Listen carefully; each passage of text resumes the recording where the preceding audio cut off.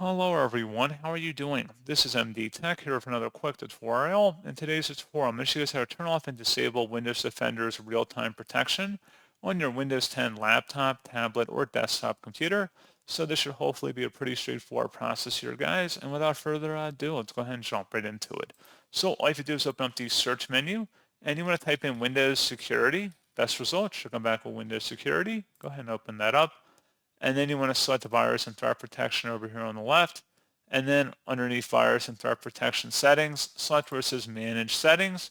The top option here should say real-time protection. Toggle that off. Select yes if you receive a user account control prompt. And that's all you have to do.